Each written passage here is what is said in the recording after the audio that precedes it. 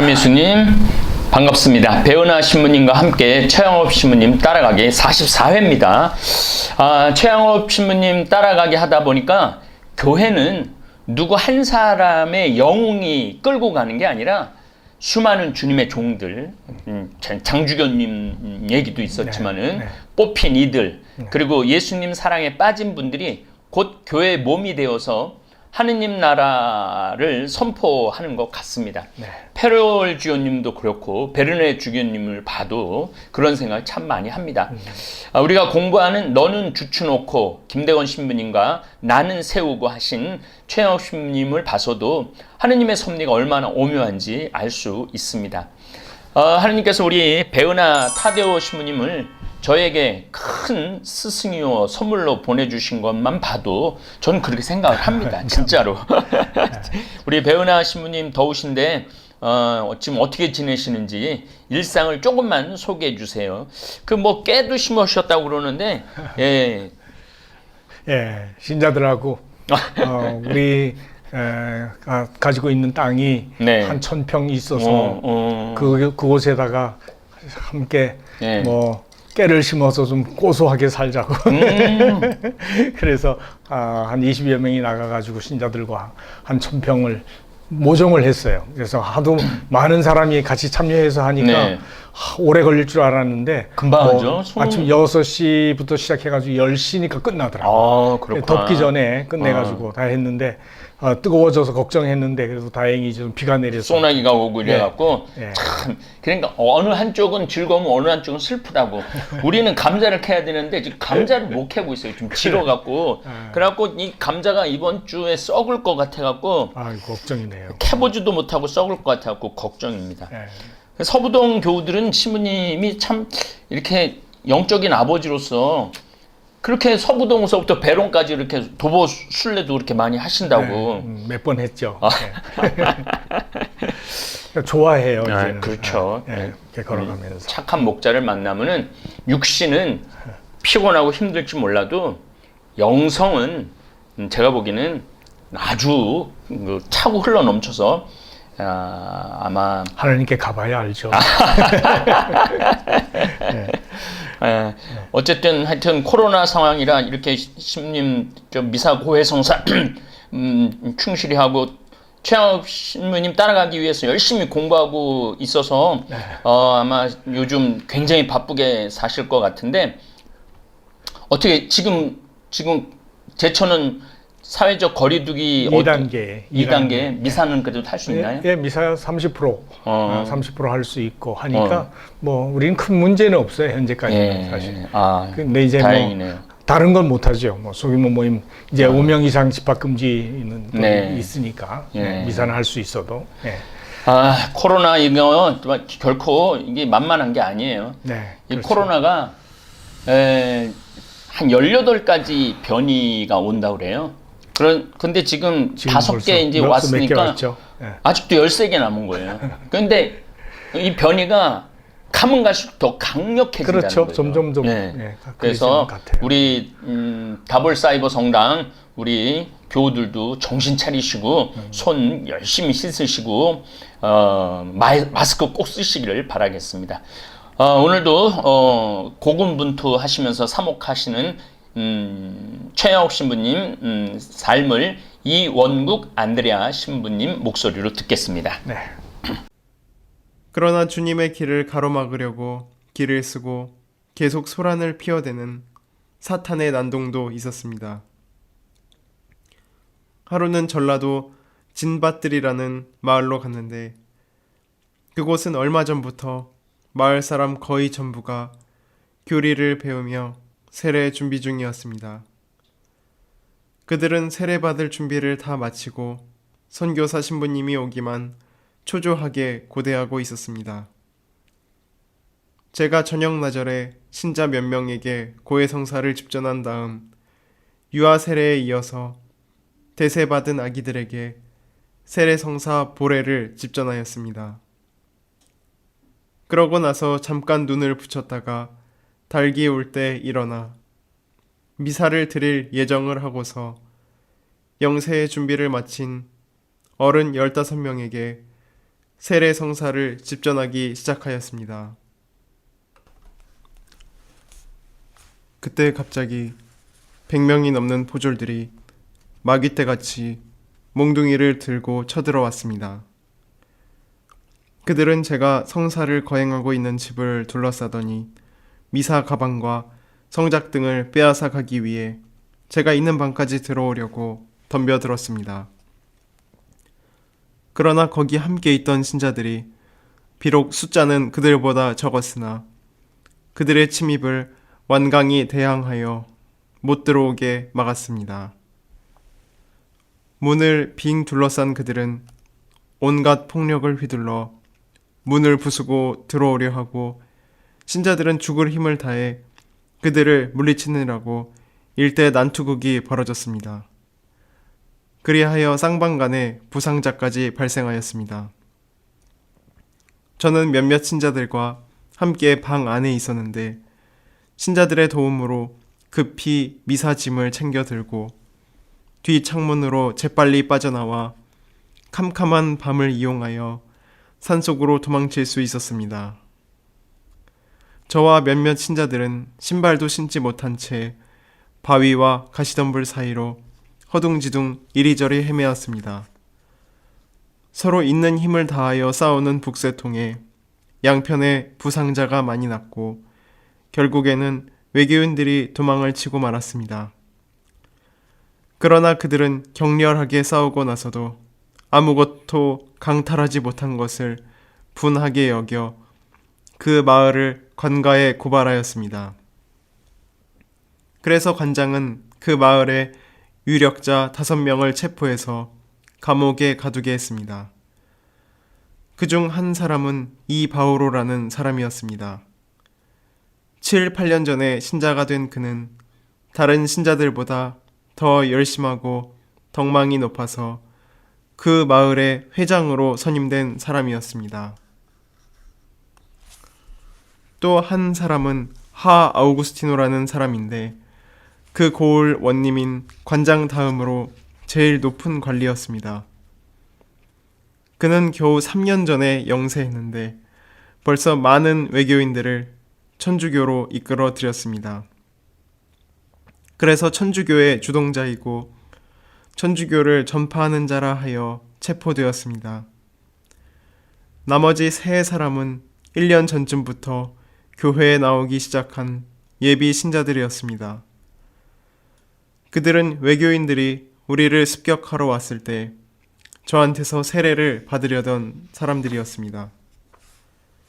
그들 중 첫째의 사람은 이 나라의 가장 높은 양반 가문에 속하는 사람이었습니다. 그는 천주교의 진리를 깨달은 후 집안에서 천주교를 실천하기에는 너무나 많은 장애가 있기 때문에 자기 고향을 떠나 이곳 산속 교우들한테로 이사와서 살고 있던 사람입니다. 나머지 2사람은 우리 공소에 포졸들을 데리고 왔던 배교자의 친척들이었습니다. 그 배교자는 첫 배반자인 유다 이스가리옷을 본받아 저를 체포하려고 공소를 습격한 것이었습니다. 그자는 배교한 후 내통자와 박해자로 변신하였습니다. 그 배교자는 이번 습격을 하기 전에도 자기 친척들인 2사람의 예비 신자에게 온갖 방법으로 모욕과 핍박을 가하면서 자기를 본받아 배교자가 되도록 강요한 일이 있었습니다.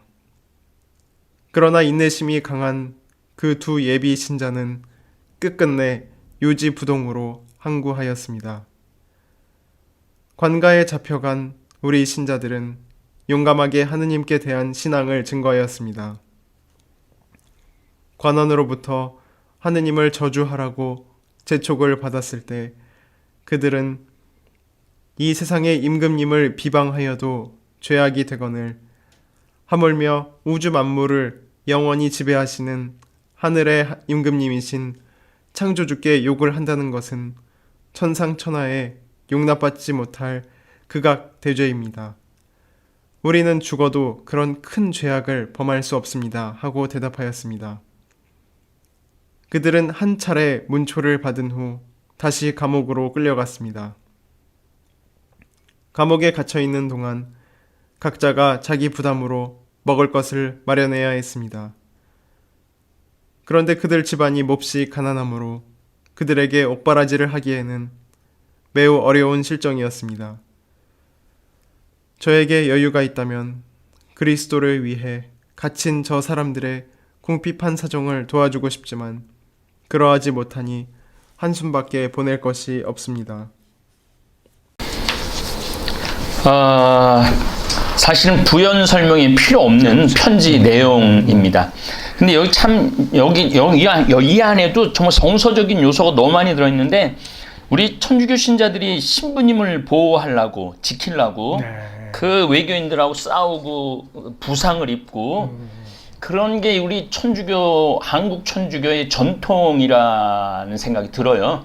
그래서 지금도 세계 어느 나라보다도 사제를 귀하게 여기는 게 조선 천주교, 한국 천주교라는 생각이 듭니다. 이것도 우리 선조들의 어떤 신앙에 좋은 전통이 아닌가 이런 생각을 합니다.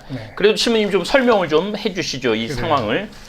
네, 제 신부님이 이제 이 1856년 9월 소리우스에서 보낸 편지에서 이제 사목 활동하시는 중에 일어난 사건에 대해서 사건이죠, 진짜. 설명해 주시는데 이곳이 이제 진밭들이라는 교우촌인데 현 주소가 지금 충남 금산군 진산면 두질이라고 하는 곳이라고 그러죠. 그 상황에서 이제 성사를 주고 미사를 드리는 중에 그야말로 세례를 주는 중에 포졸들이 100여 명이나 들이닥쳐가지고 그렇게 많이.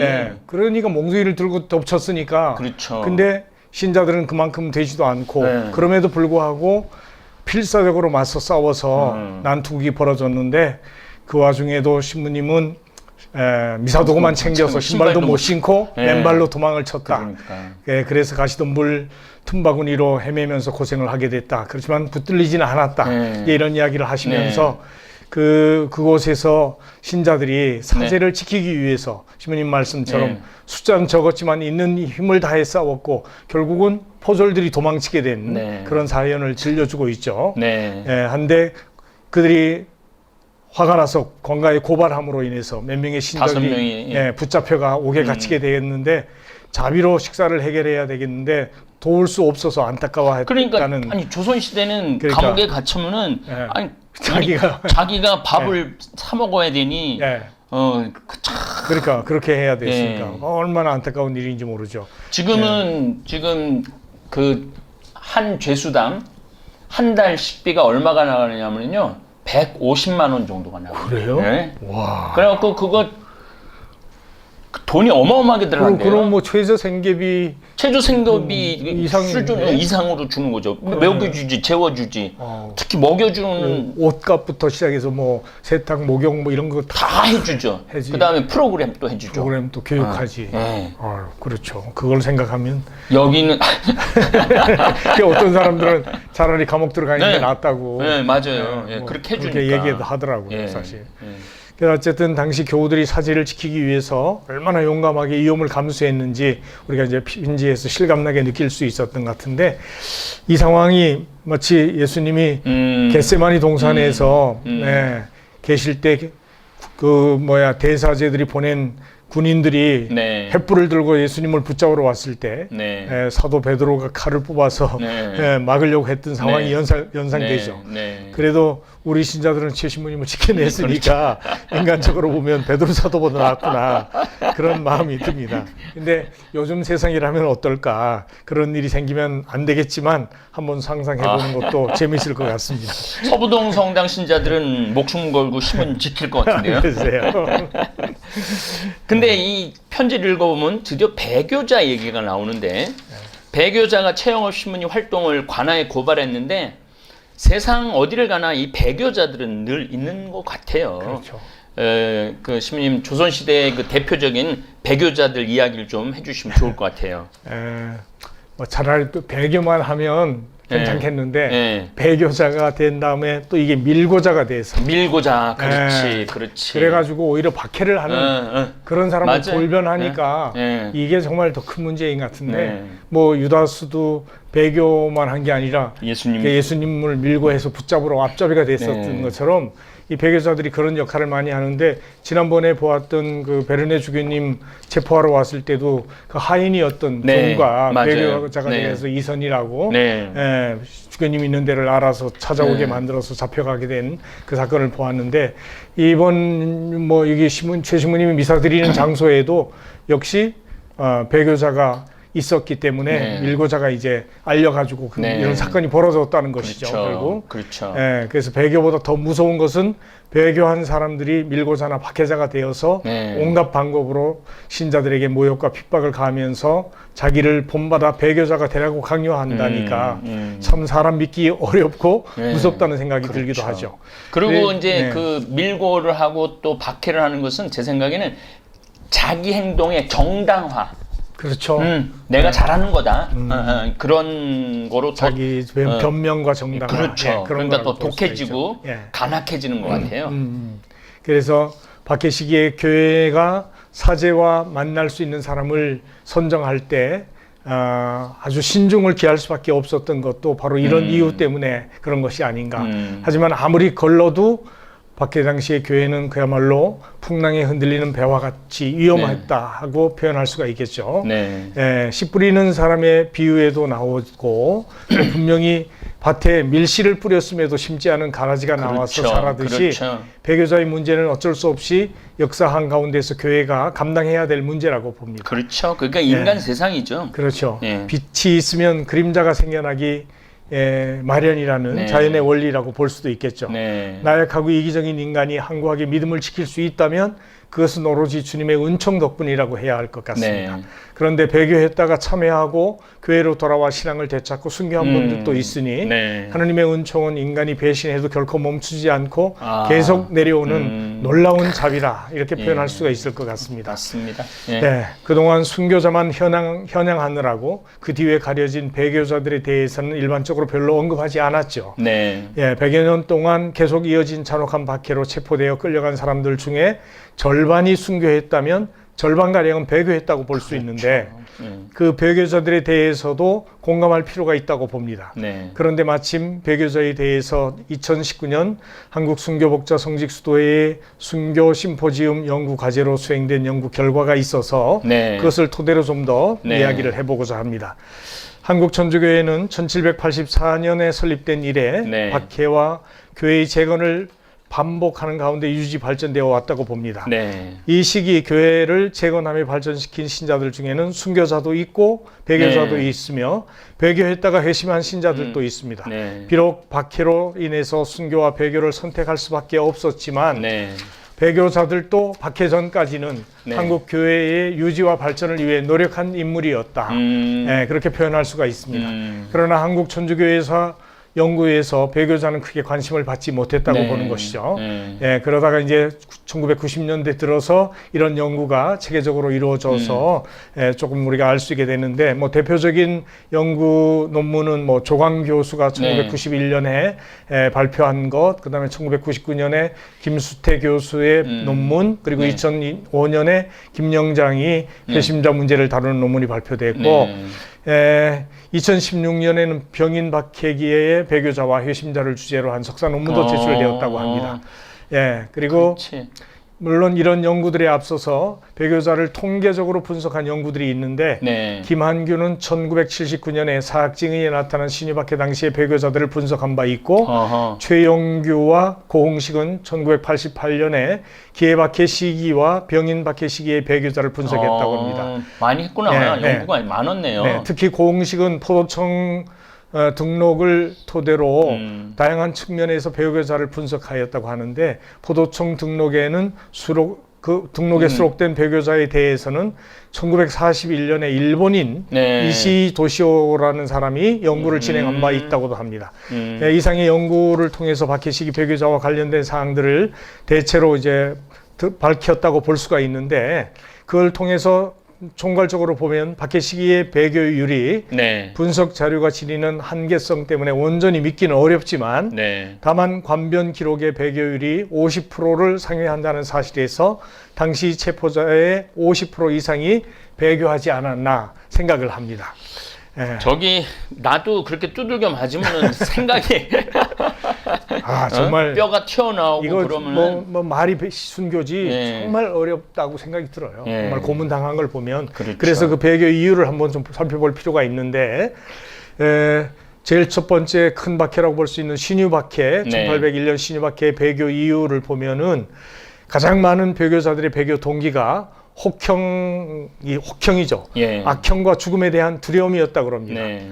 그리고 뭐 가족들의 박해, 제사 폐지, 천주교를 믿는 것이 잘못인지 몰랐다가 그렇죠. 박해로 알게 되었다는 등 뭐 다양한 문제가 있는데 교리상 신념상의 갈등이나 자율적인 회의에 의한 것이 아니라 형벌의 고통과 죽음의 공포와 같은 물리적 힘과 타율적 강박에 의한 배교가 대부분이었다고 얘기를 합니다. 이러한 경향은 이후 시기에도 마찬가지니까 1839년 기해박해 시기에도 그런 혹형에 굴복하거나 어명에 대한 공포로 배교하는 신자가 많았다고 하고 1866년 이후 병인박해 시기에도 비록 천주교의 의미를 모르고 재미가 없어 그만두었다거나 삶에 몰두하다 보니 자연 폐기했다거나 또 가족과 종중 또 동중의 박해로 배교하는 경우도 있었지만 배교자의 61%가 박해에 대한 두려움 때문에 배교했다는 통계처럼 혹형과 죽음에 대한 공포로 인한 배교가 가장 많았다고 봅니다. 근데 왜 그 천주교 신자들 그 할 때 뭐 로마에서나 다른 데서도 왜 이렇게 잔인하게 죽였는지 나는 그게 이해가 안 돼. 콜로세움에서 뭐 동물들 뭐 하고 막 기름 부어갖고 불 태워갖고 죽이고 그런 거. 그런 인간이 참 잔인해요. 그러니까 이제 그런 공포심을 통해 가지고 절대 못하게 못 믿게 하려고 했던 그런 의도가 감춰져 있다고 볼 수 있겠죠.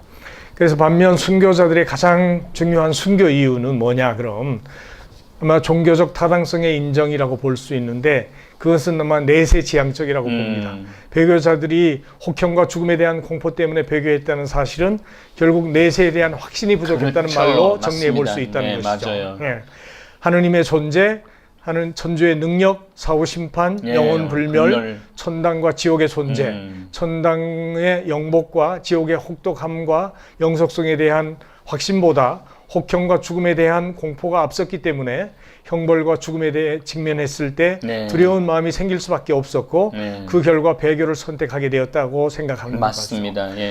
오랫동안 신앙을 충실히 실천한 사람은 그 과정에서 신앙에 대한 확신을 가질 확률이 높았기 때문에 배교하는 비율이 낮았다고 볼 수 있는 그거 보면은 이제 순교하는 분들의 그 가장 그 순교를 할 수 있는 용기를 주는 거는 나의 주님께서 십자가에 못 박혀갖고 나를 위해서 처참히 돌아가셨는데 스승이고 주님이 나를 위해서 죽었는데 내가 그 스승님을 위해서 내 목숨을 바치는 걸 뭐가 그게 아까우냐. 그렇죠. 그런 의미도 저는 굉장히 크다고 생각을 합니다. 십자가의 그 의미를 깊이 묵상하면서 기도하는 사람은 십자가를 따르라고 그랬으니까 자기 지고 따르라고 그랬으니까 이제 이런 의미에 대해서 좀 더 무장이 되겠지만 그렇지 못한 상황에서는 참 현실적으로 감당해야 되는 고통이 얼마나 피하고 싶겠어요. 사실은 그럼 본능이라고 볼 수도 있으니까 저는 요즘 태어난 것에 대해서 감사해요. 감사하죠. 정말 감사하죠. 그래서 뭐 배교자의 배교 이유가 주된 이유가 천주와 교리에 대한 확신의 부족 거기에 있었다.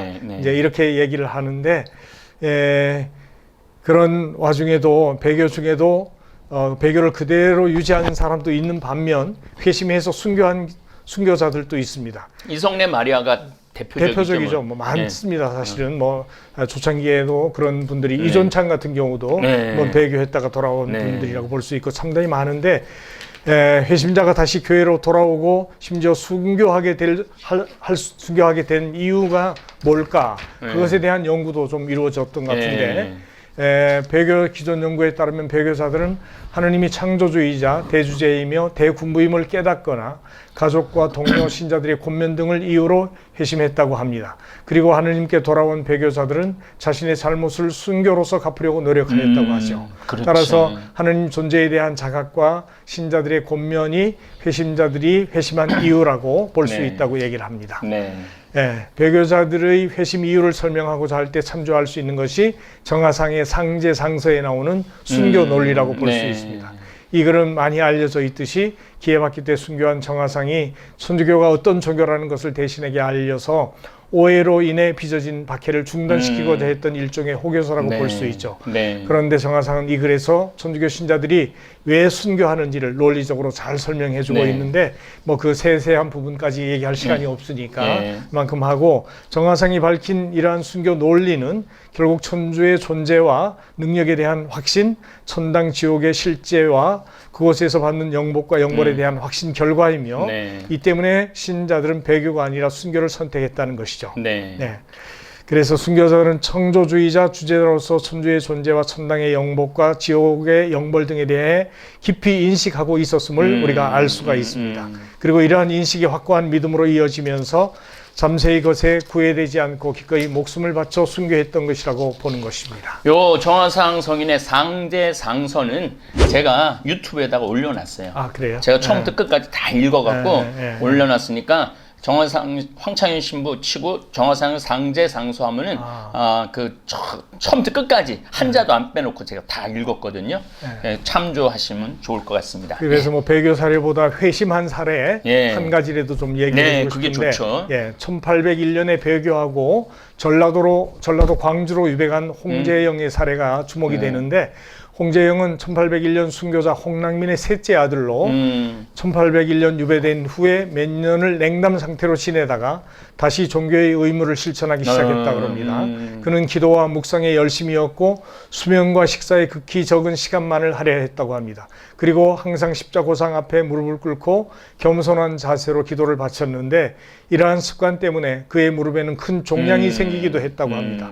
그는 일주일에 3차례 대제를 지켰고 항상 통회의 마음을 바랬으며 애덕을 짓는 일을 좋아했다고 합니다. 그러다가 1839년 기해박해 때 전주 포졸들에게 체포되어 전주로 끌려갔습니다. 그는 신문 중에 무의식 중에 하느님을 부인하고 신자들을 고발하라는 명을 받았지만 혹독한 형벌에도 불구하고 관장의 요구를 거절하고 신앙을 증거했습니다. 홍재영은 오직 구세주의 권한만을 생각했고, 아까 신부님이 얘기한 것처럼 형 집행을 위해 떠나던 순간에도 자식들에게 영혼을 구하는 데 힘쓰도록 권면했다고 합니다. 그리고 울면서 따라오는 아야들에게 이는 울어야 할 일이 아니라 하며 의연하고 평안한 모습으로 죽음을 맞이했다고 합니다. 홍재영의 사례는 우리에게 회심자의 전형적 모습을 잘 보여주는 것이라고 봅니다. 한편 순교자들이 순교를 선택한 배경에는 영혼을 육신과 분리해서 생각한 측면도 작용했다고 하죠. 맞아요.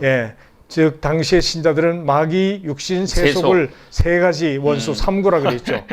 영혼의 조당으로 생각했는데 그 중에서 영혼에부터 떠나기 어려운 육신을 가장 피하지 못할 원수라고 여겼다고 그러죠. 신자들은 체포되어 신문받을 때 육신에 가해진 행벌의 고통을 참아 배주하지 않는 것을 영혼을 구하는 방법이라고 생각했다고 합니다. 그리고 육신의 고통을 참지 못해 배교했다가 회심한 사람도 육신과 영혼의 관계를 인식하고 있었기 때문에 두 번째는 형벌로 인한 육신의 고통을 알면서도 기꺼이 신앙을 증거하고 순교했다고 볼 수가 있는 것이죠. 마귀, 세속, 육신. 이걸 아주 그냥 우리 천주교에서는 세 가지 악이죠. 삼구를 대적하라 그랬어요. 그렇죠. 그게 이제 천주가사에도 제가 보시면 천주가사에도 이제 나오는데 사행가에도 보면 천하 만복 다 얻은들 천당 영복 비결소냐, 천하만고 다 당한들 지옥 영고 비결소냐, 대수를 다 퍼낸들 이 고난을 면할 소며 대지사석 헤아린들 이 앙화를 벗을 송가, 무궁함도 영원하다 지옥고의 영원이여, 원수로다 육신이여 미운 것이 세속이다. 이렇게 표현했죠. 또 민극가가 지은 3세대의에는 거기에 지옥 강론에도 천주 전능 무한하사 상선벌악 지공하다, 천당 영복 선인주고 지옥 영고 악인주네 이렇게 얘기했고, 이문우 성인의 옥중재성에서도 세속 괴로움 어떠하냐, 지옥 지고 그림자라, 이 육신이 큰 원수라, 이 원수를 어찌하나, 편한 데만 두려하고 양심말을 듣지 않네, 잠고 자명 못 받으면 영고 영벌 어찌 받나, 이렇게 노래했습니다. 저는 그래서 지옥의 고통이 뭘까 이걸 생각해 보면은 막 뭐 뭐 갈증이 일어나고 부자 나자로 그 얘기에서도 갈증이 일어나고 뭐 이런 거 저런 걸 다 떠나서 너무나 아름답고 존재 충만한 하느님으로부터 떨어져 있는 고통, 그분과 함께 할 수 없는 고통. 그렇죠. 그게 가장 큰 그렇죠. 하느님과 분리되는 거예요. 그렇죠. 하느님과 분리되는 거. 예. 그래서 그게 지옥이죠, 사실. 그게 예. 지옥이죠. 예. 또 뭐 이렇게 좀 더 좀 인간적으로 말하자면은 내가 지금 어떤 여자 하나를 너무너무 사랑하는데 그 여자가 나를 돌아왔다 봐주지 않는 거. 예. 그 똑같은 것 같아요. 그렇죠. 예, 예. 그게 지옥이지 뭐 다른 게 지옥이겠어요? 네, 그렇죠. 예, 사랑하는 사람하고 함께 할 수 없는 그게 또 막상 죽어보니 하느님이 얼마나 위대한 존재인지를 깨달는 순간 그 순간부터 지옥이 된다고 저는 그런 생각이 들더라고요. 예. 네. 하여간 뭐 혹형 때문에 또 재미가 없어서 또 예. 친척들의 압박 때문에 신앙생활을 포기하고 배교하는 일도 생겨났지만 그들 중에는 또 다시 그 회개해서 다시 돌아온 회심자들도 있고 네. 한데 어쨌든 그런 분들에 대해서 교회가 어떤 조치를 했을까도 좀 궁금하기도 하죠. 그래서 이제 회개하고 돌아온 사람들에 대한 교회 조치가 뭔가에 대해서 요 얘기는 좀 더 했으면 좋겠어요. 그럴까요? 다음 시간에 다음 시간에 좀 기니까 좀 더 이어서 네네. 해갖고 네. 우리 내면에 대한 문제까지도 조금 건드렸으면 좋겠어요. 네. 감사합니다. 감사합니다.